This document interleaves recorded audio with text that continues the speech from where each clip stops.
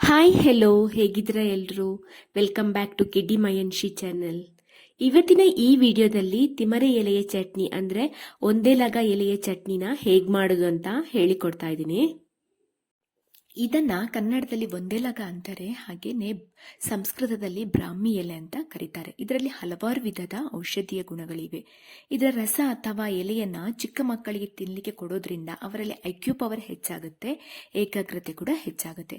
ಹಾಗೇನೆ ಈ ಬ್ರಾಹ್ಮಿ ಎಲೆಯನ್ನು ತಿನ್ನೋದ್ರಿಂದ ಅಥವಾ ಆಹಾರದಲ್ಲಿ ಸೇವಿಸೋದ್ರಿಂದ ನಮ್ಮಲ್ಲಿ ಮಾನಸಿಕ ಒತ್ತಡ, ಡಿಪ್ರೆಷನ್ ಕೂಡ ಕಡಿಮೆ ಆಗುತ್ತೆ.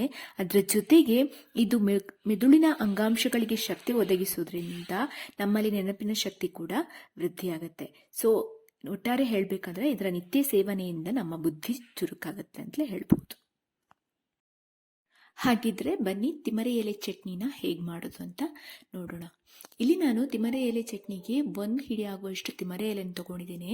ಅದನ್ನು ತಗೊಂಡು ಚೆನ್ನಾಗಿ ನೀರಿನಲ್ಲಿ ತೊಳ್ಕೊತಾ ಇದ್ದೇನೆ. ಯಾಕಂದ್ರೆ ಅಲ್ಲಿ ಕಸ, ಹುಲ್ಲು, ಹಾಗೇನೆ ಇಲ್ಲಿ ನಾನು ಬೇರು ಸಹ ಯೂಸ್ ಮಾಡೋದ್ರಿಂದ ಅದರಲ್ಲಿ ಬೇರಿನಲ್ಲಿ ಮಣ್ಣು ಇರುತ್ತೆ. ಸೊ ಅದೆಲ್ಲ ನೀಟಾಗಿ ಕ್ಲೀನಾಗಿ ಹೋಗಬೇಕು. ಹಾಗಾಗಿ ಸ್ವಲ್ಪ ನೀರಿನಲ್ಲಿ ಚೆನ್ನಾಗಿ ತೊಳ್ಕೊಬೇಕು.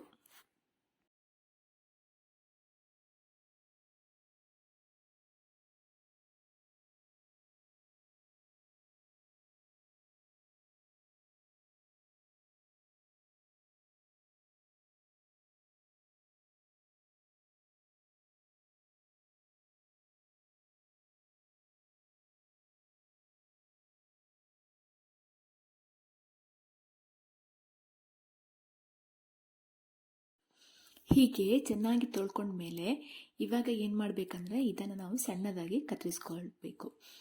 ಎಷ್ಟು ಸಣ್ಣದಾಗುತ್ತೋ ಅಷ್ಟು ಸಣ್ಣ ಕತ್ತರಿಸ್ಕೊಂಡ್ರೆ ಒಳ್ಳೆಯದು, ಯಾಕಂದರೆ ಬೇಗ ಗ್ರೈಂಡ್ ಆಗುತ್ತೆ. ಸೊ ಹಾಗಾಗಿ ಸ್ವಲ್ಪ ಸಣ್ಣಗೆ ಕತ್ತರಿಸ್ಕೊಂಡು ಇಡಬೇಕು. ಹೀಗೆ ಸಣ್ಣದಾಗಿ ಕತ್ತರಿಸ್ಕೊಳ್ಬೇಕು. ಕತ್ತರಿಸ್ಕೊಂಡ ನಂತರ ನಾವು ಚಟ್ನಿಗೆ ಮಸಾಲ ಪದಾರ್ಥನ ರೆಡಿ ಮಾಡ್ಕೋಬೇಕು. ಸೊ ನಾನಿಲ್ಲಿ 4 ಬ್ಯಾಡಗಿ ಮೆಣಸು, ಒಂದು ಸ್ವಲ್ಪ ತೆಂಗಿನ ತುರಿ, ಒಂದು ಸಣ್ಣ ಗಾತ್ರದ ಹುಣಸೆ ಹುಳಿ, ಒಂದು ಬೆಳ್ಳುಳ್ಳಿ ಹಾಗೂ ಒಂದು ಸಣ್ಣ ಗಾತ್ರದ ಬೆಲ್ಲನ ತಗೊಂಡಿದ್ದೀನಿ. ಇವಾಗ ಈ ಎಲ್ಲ ಇಂಗ್ರೀಡಿಯೆಂಟ್ಸ್ನ ಮಿಕ್ಸಿ ಜಾರ್ಗೆ ಹಾಕೋಬೇಕು.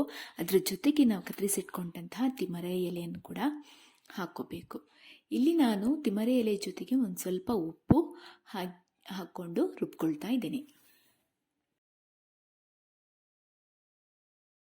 ಒಂದು 2 ಸುತ್ತು ತಿರುಗಿಸಿದ ನಂತರ ನಾನೊಂದು 2 ಸ್ಪೂನ್ ಆಗುವಷ್ಟು ನೀರು ಹಾಕ್ಕೊಂಡು ಚೆನ್ನಾಗಿ ರುಬ್ಕೊಳ್ತಾ ಇದ್ದೀನಿ.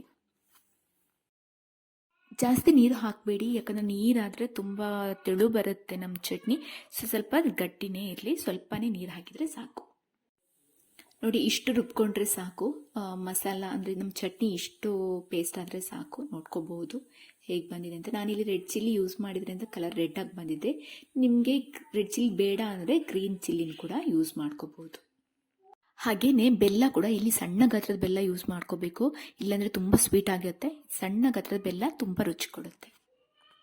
ತಿಮರೆ ಎಲೆ ಚಟ್ನಿ ರೆಡಿಯಾಗಿದೆ. ತಿಮರೆ ಎಲೆ ಮಕ್ಕಳಿಗೆ ತುಂಬಾನೇ ಒಳ್ಳೆಯದು, ಹಾಗಾಗಿ ಮಯನ್ಶಿಗೆ ರುಚಿ ನೋಡಲಿಕ್ಕೆ ಅಂತ ಕೊಡ್ತಾ ಇದ್ದೇನೆ. ಬಟ್ ಅವಳು ಅದನ್ನು ತಿಂದ್ಬಿಟ್ಟು ಸೂಪರ್ ಆಗಿದೆ ಅಂತ ಕೈಯಲ್ಲಿ ಮಾಡಿ ತೋರಿಸ್ತಾ ಇದ್ದಾಳೆ.